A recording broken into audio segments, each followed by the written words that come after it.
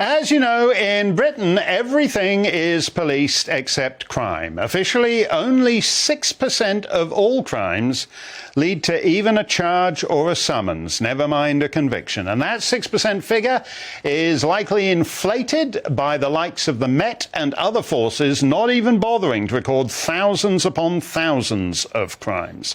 But the tacit consent of police in South Yorkshire, West Yorkshire, Greater Manchester, and any number of other constabularies to the decades-long sex slavery of English girls by Pakistani rape gangs is a whole other level of wickedness, for there is not a lot to be said for any society in which those entrusted with law enforcement do not protect the most vulnerable amongst us. Telford in Shropshire is one of those towns. It's a new town, as they say, centred on Ironbridge, birthplace of the Industrial Revolution. Today, the only industrial thing going on in Telford is industrial-scale sexual abuse, to which the police turned a blind eye. For 10 years, Samantha Smith was a victim of not only her abusers, but also of police indifference to her fate. She was on this show last week, and she's back to tell us what happened after her appearance. So, Samantha, you were on this show, I think, exactly a week ago. I was. And afterwards, you returned to Telford. Yes, I did. I was on your show last Monday, same time practically. I came off, there was a fantastic response from the public. I was really, my heart was warmed by the support and outreach that I received from those that either didn't know what had been going on in Telford for decades. Up to 1,000 girls had been reported to have been abused by grooming gangs since the 1980s, or those that had no idea that it could potentially still be going on, and the scale of police, council and social services failings. I went back home, I went back to Telford, and the next day around lunchtime, 2 police officers banged on my door demanding that I speak to them about my interview. Really? So the police, who have done nothing for the entire third millennium to date, suddenly were roused to activity by you going on television. Yeah, they told me that they had gone round to all of the addresses they had on file for me. They had gone to my previous home addresses, the different accommodations that I'd stayed at, looking for me, and eventually they located me. They hunted me down, they tracked me, banged on my door. Not too different to when they're knocking on the door of a perpetrator, of a potential criminal. I was on FaceTime to my friend at the time, who said to me afterwards, "I genuinely thought you were going to get arrested from the way that they were talking to you."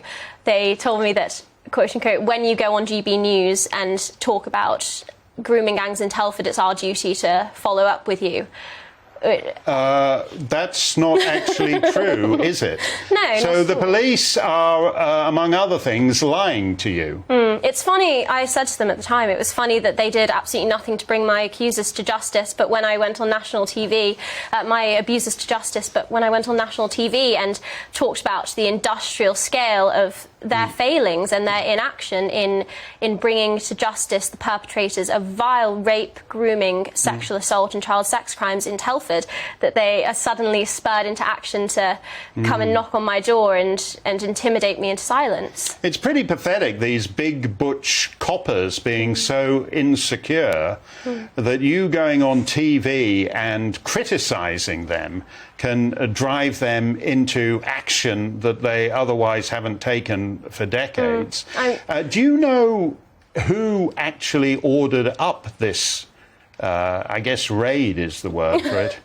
I have absolutely no idea. I know that it was two police officers from the CSE team that knocked on my door. They said they had been working for the force for a year and 6 months respectively, and they were, quote unquote, trying to make a difference. I don't know what difference they were making by going after a victim rather than the perpetrators, those that have been systematically raping, abusing, grooming and passing girls round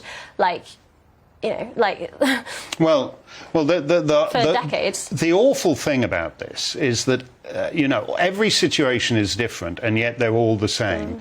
If you talk to the girls in Rotherham about how the police dismissed them because they regarded them as, quote, white slags, and then if you look at Oldham, where police indifference was so great that these guys were actually picking up the girls in the lobby of the police station.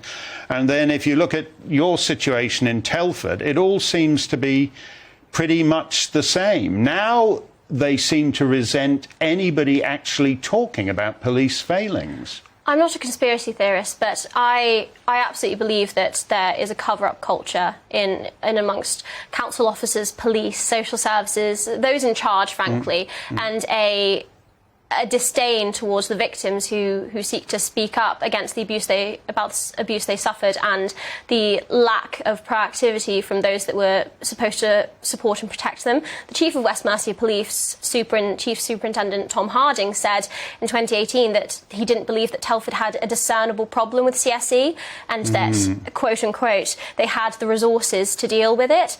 Well, quite clearly they don't. If they're still knocking on the doors of victims and trying to intimidate them into silence because they've been shamed on national television for their systemic failings, and these are failings. It isn't, you know, a lack of understanding or a lack of awareness. No, police, social services and local councils in areas like Telford were aware of the problem. They saw girls coming out of pregnancy and abortion clinics. They saw girls being picked up by older, predominantly Pakistani men in taxis and in kebabs and takeaway shops, and they did absolutely nothing to stop it. And like you said, in many cases they branded the girls troublemakers, white slags. They made us feel as though we were responsible for the abuse that was suffered. I said it before, I was a victim of grooming for nearly 10 years. It wasn't by a grooming gang, but I remember when I spoke up about the abuse that I suffered, as in 98.4% of 98.6% of cases, no further action was taken. They said that they had, quote unquote, a stern conversation with one of my abusers. Nothing more, nothing less. But well, your abuse started at the age of 5 or 6, so it's good to know that if someone starts sexually abusing a 5 or 6-year-old girl, that in Telford the police take that sufficiently strongly to have a stern word with the abuser of the 5 or 6-year-old girl. One thing is clear. You mentioned the kebab shops, the minicab business. Again, it's all the same. There's minicabs in Telford, minicabs in Rotherham. And the police know about it. What do you think actually is going on? Do you think these guys in the gangs, there's generally, there's 2 degrees of separation, I think 1 degree of separation between one of the Rotherham guys and a member of the House of Lords, Lord Ahmed, who I think Tony Blair put in the House of Lords. What's actually, are these people too powerful to touch? I think that it's far easier for those in charge to blame the victims of crimes rather than to address the systemic culture of abuse, of ignorance and of grooming in areas like Telford, Rotherham and Rochdale. It's far easier to say, oh, well, these girls are problematic. These girls, they come from a difficult background. Oh, they asked for it. They wanted it. They were offering themselves up. It's far easier to blame the children who aren't able to protect or defend themselves than to actually go after the perpetrators. And that's why so few grooming gangs and so few rapists and abusers are prosecuted and convicted against the thousands of victims up and down the country who have fallen to frankly, who have been picked up off the streets, systematically groomed, raped, abused, and then tossed aside by those that are meant to protect them. But what's terrible about this is the brazenness of it. You're a very articulate lady, and in a sense I think they depend on people not being sufficiently articulate or well connected enough to get their stories out to the world. So you do. And we're talking now about, it's getting on for a decade since Rotherham broke. So we've had, oh, yes, OK, we weren't as good as we should have been, but we've learned our lessons, and we've got a baroness to investigate for 3 or 4 years and release a report. And they're not, and suddenly, no, we're not paying lip service to any of that anymore. This girl went on TV, and we're going to go round to her house, bang on her door, and demand to know what the hell she thought she was doing by talking about West Mercia Police on television. I think it's frankly astounding that the police don't have better things to do with their time, like actually going after the perpetrators of these horrific child sex crimes. Telford, and I said it when I was on the show last week, but Telford is the child sex crime capital of the UK. Yeah. The rate of child sex crimes in Telford is 18.4 per 10,000. Right. Versus a national rate of 7.9. That's almost double. And yet the police find it sufficiently important to go banging on the door of a victim, like you said, trying to shame me into silence. I walked away from that interrogation feeling as though I had somehow done something wrong, or, had I spoken out of turn, had I gone too far? No, I was simply speaking the truth. Not my truth, not a truth, the truth. I was speaking about what had happened for decades in Telford and the ignorance and inaction of those that are supposed to protect and safeguard little girls. And they saw that as a threat, in my opinion, to their very tightly controlled operation. They, as the chief superintendent of West Mercia Police said, he didn't think there was a sufficient problem, and it was all under control in Telford. They seem to live in this fantasy land where they can control the narrative over the victims and those that have actually experienced these horrific crimes. Well, they're not going to control the narrative. Did you know these officers who were banging on your door? No, I had no idea. And you have no idea who ordered this? Absolutely no idea. I know that they said that they were acting on information that I had gone on GBNews and spoken about Telford and the child sex crimes and the grooming gangs and the CSE that had occurred and continues to occur in areas like Telford up and down the country. And well, let that be a warning to you boys and girls. In Shropshire, West Mercia Police won't let you go on television and mention West Mercia Police. It's all perfectly legit. We can point to some statute that allows them to do that. Samantha, we asked the Chief Constable of West Mercia to come on this show. Her name's Pippa Mills, and I've got a picture of her somewhere around here. Let's see, where's the picture of Pippa Mills? Because I think these people ought to be... Actually, oh yeah, here it is. Here's Pippa Mills. Doing it old school. Let's hold it up. This is Pippa Mills, because I think these useless chief constables ought to be more famous.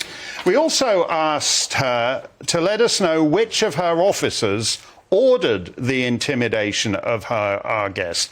I wouldn't honestly think the Chief Constable of West Mercia, Pippa Mills, is overly burdened with media requests, but she ignored that. And as to the substantive query, how it came that an English constabulary with a track record of doing nothing about gang rapists instead starts intimidating the victim of the sex fiends, we were sloughed off with a boilerplate response. Quote, "We are absolutely committed to ensuring anyone who has information about child sexual exploitation has the opportunity to be able to speak to us about this. The information we receive from our local communities is absolutely crucial in helping us tackle the issue," yada, yada, yada. I often cite the motto of Her Majesty's most famous constabulary, the Royal Canadian Mounted Police: we always get our man. In West Mercia, as we've just seen, they don't get the man, but they will get you, because frankly, it's a lot easier. We're not going to let this rest, and if necessary, when I'm back from Northern Ireland, we will go down to Telford and confront these disgraces to the great legacy of Sir Robert Peel. Thank you very much for joining us, Samantha, and I hope that when you return to Telford, this time these awful, ghastly, shameful, useless, disgusting, depraved officers of West Mercia Police. By the way, there's no such place as West Mercia. That's one of these things they do just to make the police even more disconnected from the... Shropshire's a real place, Worcestershire's a real place, Herefordshire's a real place, West Mercia isn't. They do that to make themselves disconnected from the community. Thank you very much, Samantha.